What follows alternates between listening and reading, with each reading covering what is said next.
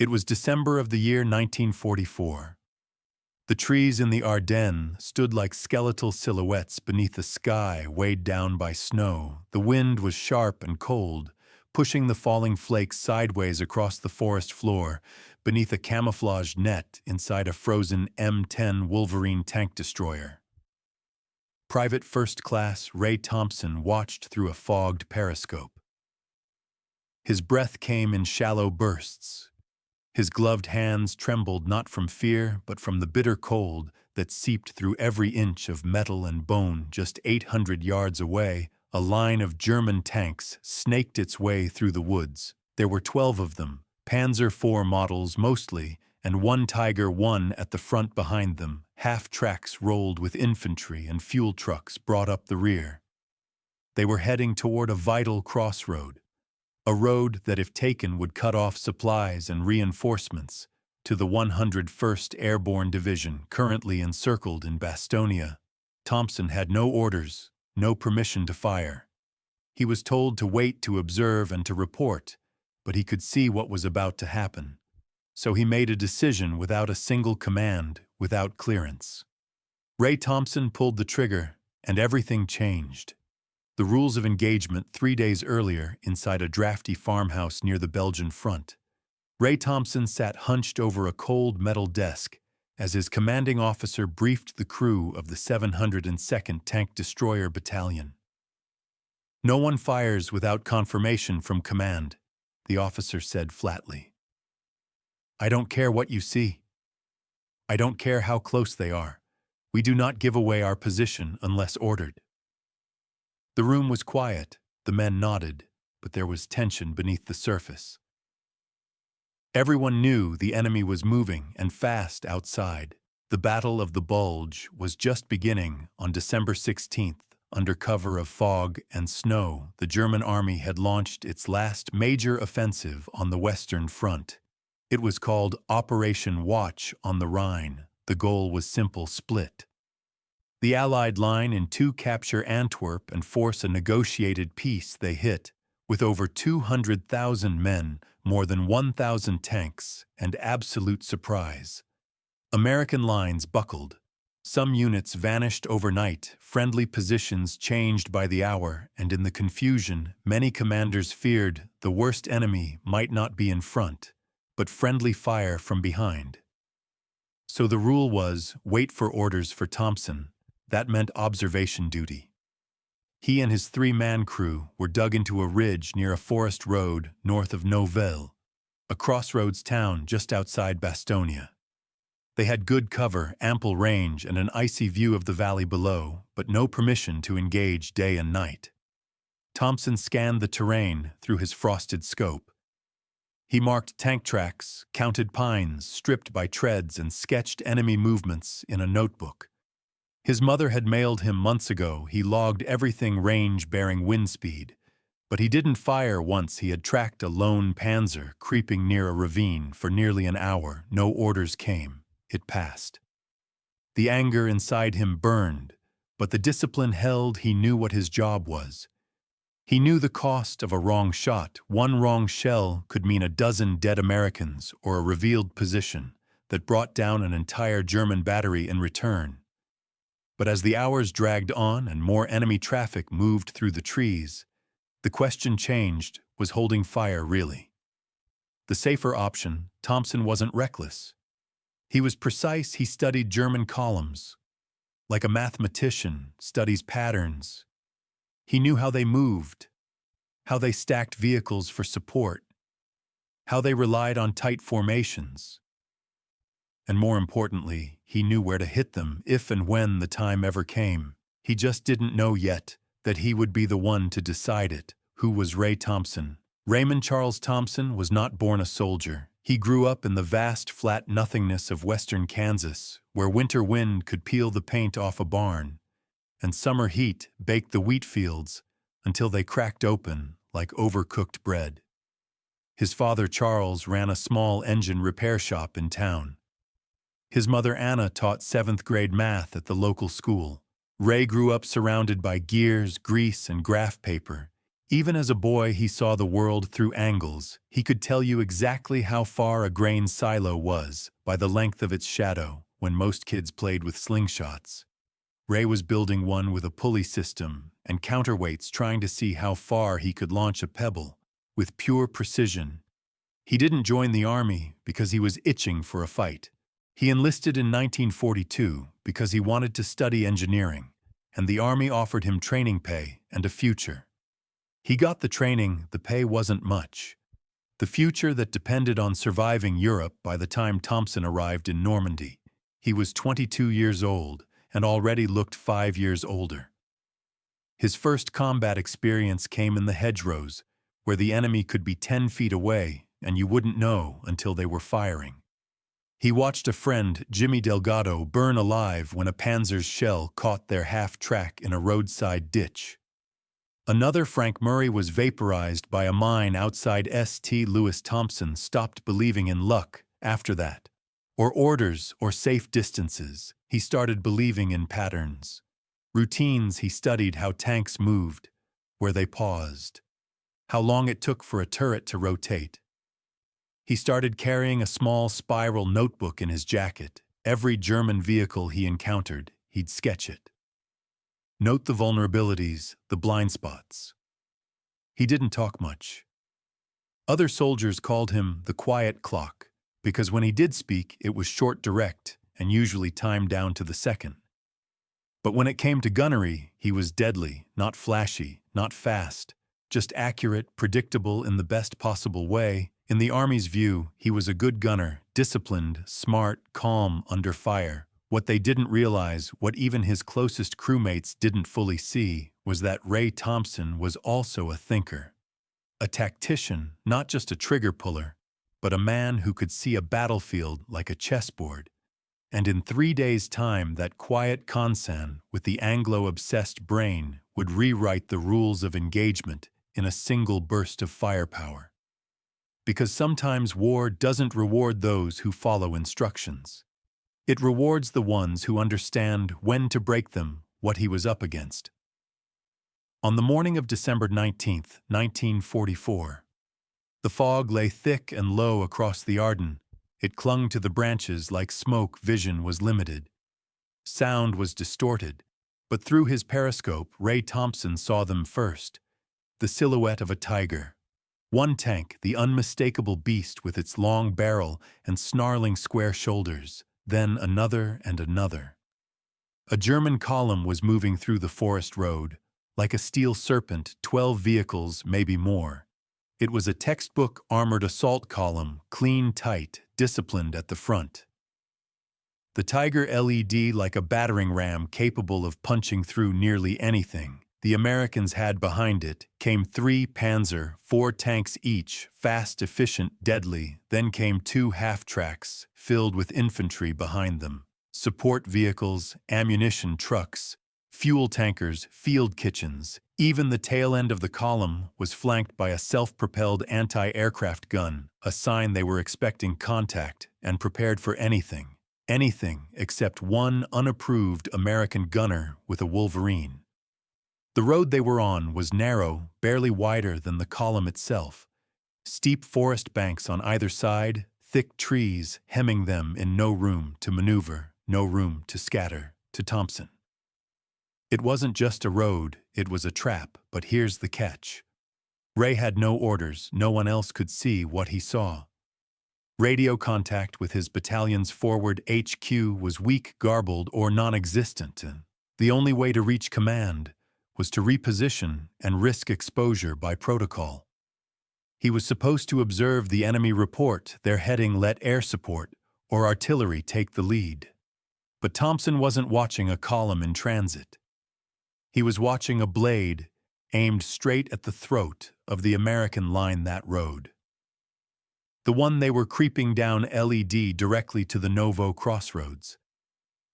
If they took Novo, they'd flank the defenders at Bastogne from the north.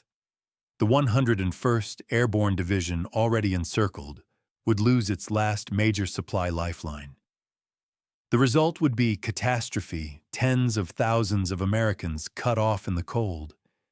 And yet the tanks kept moving forward, calm, confident, protected by the belief that American forces were disorganized. Scared and stretched too thin to respond, they were half right. Ray Thompson was scared, he was cold.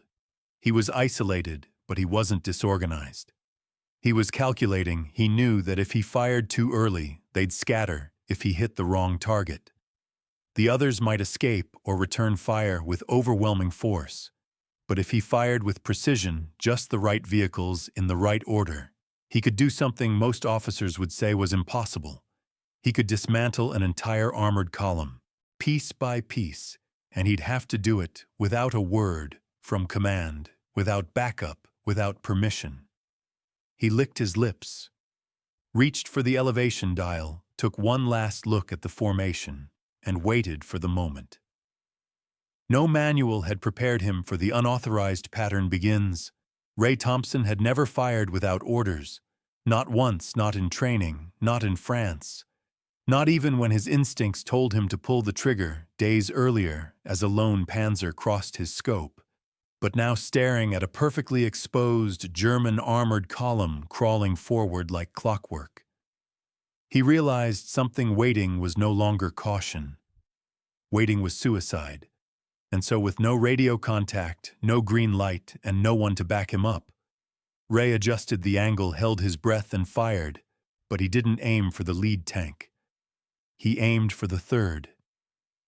The armor-piercing round left the barrel of the M10 Wolverine with a thunderous roar. It shattered the quiet and kicked a wave of snow into the air. It struck the 3rd Panzer IV directly in the flank. The explosion sent a shockwave through the trees. A plume of fire and black smoke erupted into the fog. Metal screamed, the entire column halted, but Thompson wasn't done as his loader rammed in the next shell. Thompson shifted position slightly 5 yards to the left, enough to throw off any German gunners scanning for muzzle flash. Then he fired again, this time at the 6th vehicle. The blast ripped through the half-track, carrying infantry. Its fuel tank ignited instantly. Bodies were thrown into the trees. The fire spread to the dry underbrush, lighting the forest floor in patches of orange and black. The Germans were no longer halted. They were panicking. The Tiger at the front tried to reverse, but the column was packed too tightly.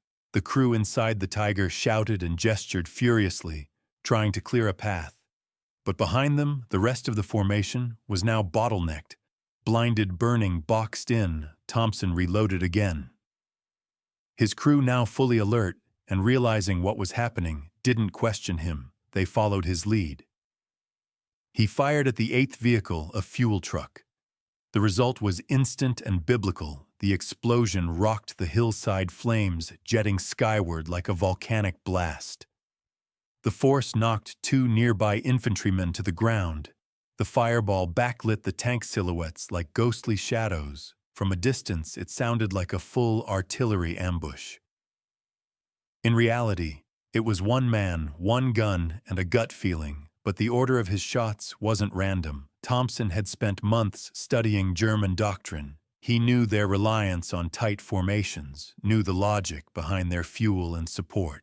In the rear, armor and front infantry in the middle. By taking out the 3rd vehicle, he created a physical block. By hitting the 6th, he jammed the middle. The 8th fuel crippled their retreat and ignited chaos. It was a chain reaction firing pattern, a surgical disruption of German tactical structure. Each shot was a scalpel, not a hammer. The Germans, now confused and cut off, began firing wildly into the trees. Their machine gunners riddled snowbanks and empty trunks. Infantrymen ducked behind flaming wrecks, unsure of where the fire was coming from. To them, it felt like a trap, an orchestrated ambush by an entire battery of American tank destroyers. But there was no ambush. There was no battery, just Ray Thompson and a crew who had stopped asking questions as the enemy scrambled.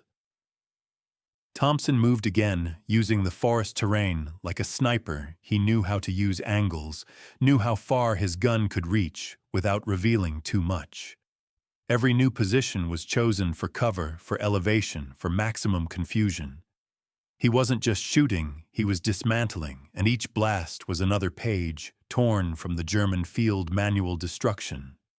In the woods, the Ardennes had gone silent just moments before the first shell. Now it screamed, trees cracked and fell under shock waves. Snowfire and shrapnel filled the air like confetti from a hellish celebration. Thompson's third shot had set off a fuel truck. The fourth struck a half-track that had tried to reverse its wheels were already spinning in the icy mud when the shell hit. Sending the chassis skyward in a twisted arc of steel, the German Tiger at the front was stuck. The crew tried desperately to reverse, but they were trapped between flaming wreckage and vehicles behind that couldn't move without ramming each other. Their tight, disciplined formation, so effective in open terrain, had become a steel coffin inside the forest road. From Thompson's vantage point, everything moved in slow motion. He saw soldiers yelling arms, waving confusion, turning to panic. German infantry began to scatter into the woods. Abandoning vehicles, some took cover behind trees. Others sprinted into the snow, stumbling and slipping on frozen roots.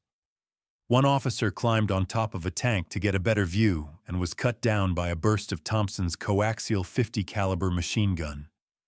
The crew inside the M10 was sweating now, not from fear, but from sheer physical exertion. The loader's hands were blistered. The assistant gunner's voice was hoarse from yelling coordinates. The tank smelled like grease, hot metal, and cordite. But Ray Thompson was ice-focused. Every shot he took came from calculation. Not adrenaline, not rage, just pure, practiced mathematics. He was repositioning after every 2 shells, not far 10 yards here, 20 there, but enough to make German gunners doubt their aim. Smoke helped. Fog helped. The terrain helped. But the real advantage, they thought there were more of him. The Germans believed they had stumbled into a multi-unit ambush. Some guessed 4 tanks. Others said 8. There were even reports of American artillery batteries in the hills, though no such batteries existed in that sector.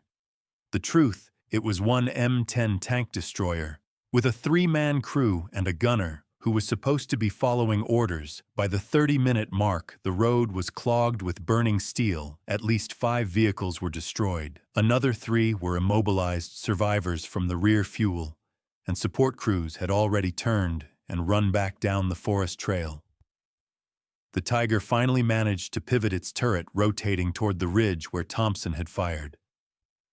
Last Thompson didn't flinch. He waited. He knew the Tiger's armor was thickest in front, but weakest on the sides. And if you knew the exact moment when it turned, when the hull exposed just a sliver of its flank during repositioning, that was your window. The 5th shell left the barrel and struck home. A bright, hot flash tore through the Tiger's side. For a second it held, then the internal ammunition cooked off the entire turret, launched upward in a plume of fire, landing several yards away. The blast was so violent, it knocked the German anti-aircraft gun in the rear off balance. Its gunners, stunned, dropped their weapons and ran into the trees. Smoke now poured into the forest like low-lying clouds. The wreckage glowed beneath the gray morning light, and the road that had once been a pipeline of armored strength was now a burning bottleneck of destruction. One of Thompson's crewmen looked at him and said, "Are we still going to get court-martialed for this?" Thompson didn't answer. He just loaded another round. The job wasn't finished. The German view a ghost battery hours later under interrogation in a makeshift American holding tent. A captured German lieutenant, his face smudged with ash, coat half-burned, eyes glassy with shock. Struggled to find the words he spoke in. Fitz stammered, paused. "There were many guns," he said in broken English, "maybe 6, maybe more. We were attacked by a full battery." American intelligence officers exchanged glances. There hadn't been a battery. There hadn't even been a full unit. There was just one M10 Wolverine and a gunner who officially had never been given permission to fire other German prisoners, described it differently. Some said it was an ambush laid by paratroopers with anti-tank weapons. Others claimed the Americans had planted mines and booby traps. Evidence of sabotage, not gunnery, one man barely 20 swore. He saw muzzle flashes from 3 different angles, but the flash pattern had come from one Thompson, who had moved after every shot in their confusion. The Germans had begun to invent enemies that didn't exist. Fear filled in the blanks. Even seasoned tank commanders reported seeing American armor deeper in the trees, in the chaos of burning wrecks. Smoke and disintegrating command chains, they imagined what they couldn't identify. It wasn't cowardice. It was psychology. They simply couldn't believe one man had done that to them. It was impossible that a single tank destroyer could have struck with such timing, such precision, and such devastating effect. And in a way, they were right. This hadn't been brute force. This had been surgical disruption. Thompson's decision to fire at specific targets, 3rd, 6th, and 8th vehicles, followed a logic no German unit had prepared for German doctrine, taught that American forces were slow to respond, overly reliant on orders from above. The assumption was that Americans were efficient only in numbers. Not improvisation, but Thompson had violated that expectation. He had thought like a German commander, then struck like a ghost. One prisoner described it as if the trees had opened fire. Another claimed to have heard whistling, which might have been a delayed memory of the shells or just the wind in the trees, distorted by fear when American forces moved in to clear the road. Hours later, what they found stunned even hardened veterans. The wreckage looked like the aftermath of a coordinated airstrike. Vehicles stacked like dominoes, burned-out frames fused together by heat-frozen corpses sprawled across the snow. Some still clutching rifles, trees splintered like toothpicks. Tracks bent sideways, dug deep into the dirt. But above all, what was missing? What made it so strange was the absence of American dead. There were none because there had only ever been one gunner from that day forward. Survivors from that German column would refer to the incident by a single phrase: Die Geister Battery, the Ghost Battery, Disobedience, or Brilliance for 48 hours. Ray Thompson expected to be arrested after the shooting stopped, after the smoke cleared, and the Germans either fled or burned. He sat inside the M10, motionless. His loader offered him a sip from a canteen. He didn't respond. The adrenaline had drained. Now came the dread. They had disobeyed direct orders they had fired without permission, and regardless of how many tanks were burning, the military had rules. Back at the battalion headquarters, Thompson filed his report. His commanding officer, a captain from Pittsburgh named Langston, read it without saying a word. He flipped through the pages. Thompson sketches range, estimates the diagram of the firing sequence, his face a mixture of anger and disbelief, you know. Langston finally said, if this had gone wrong, if even one of those was friendly fire. Thompson nodded. He didn't make excuses. I knew what I saw. He said simply. Langston stared at him, then exhaled. No one authorized this, Thompson. You understand that, I do. Langston didn't reprimand him, not yet. Instead, he said, go get some rest. I've got to send this upstairs. Upstairs meant division command, which meant scrutiny, which often meant punishment, especially for enlisted men who acted outside protocol. Thompson returned to his crew. They were quiet, too. No back-patting, no celebration. They were all waiting for the hammer to fall, but it didn't. Not immediately, because something else happened. First, the scouts from the 101st Airborne arrived. They came through Noville 2 days later, faces, hollow eyes, rimmed red from sleepless nights, and trench exposure. They had expected to find that forest road crawling with armor instead. They found twisted German wreckage. They asked which unit took this out. Langston said it wasn't a unit. It was one gunner. Words spread faster than orders at mess tents in supply lines, across battalion radios. People began talking about the guy from Kansas who took out a Panzer column by himself. Some exaggerated, The story said it was 10 tanks. Said he did it with 5 shells. Said he used bouncing shots like a trick pool player. But in the middle of the legend forming, the official investigation began. Division intelligence reviewed Thompson's field notes. They interviewed the loader. The assistant gunner even tried to contact higher command to confirm Thompson's radio situation that day. They couldn't prove disobedience because there was no clear record of orders being received. The lines had been jammed. Thompson's crew had tried to report. Nothing came back. What they could confirm, however, was the kill count. 7 vehicles completely destroyed, 4 more disabled, 0 American casualties. 1 strategic objective Novels North Road held 1 airborne unit cut off and under siege reconnected to supply lines, and 1 decision made in silence without clearance had kept that quarter open. Langston was called in to relay final disposition. He expected a reprimand. What came instead was something more unusual. The division commander said, "Don't put this in the official briefing, not yet. But tell your gunner we'll be watching his work." Thompson didn't receive a medal. Not then. But he wasn't court-martialed. In fact, he was quietly assigned to train other gunners on firing pattern theory, how to disable convoys through sequence rather than brute force. No one said the word hero, no one saluted, but he was asked to diagram his decision-making, and his diagrams were sent to Fort Sill, Oklahoma, to the U.S. Army Artillery School.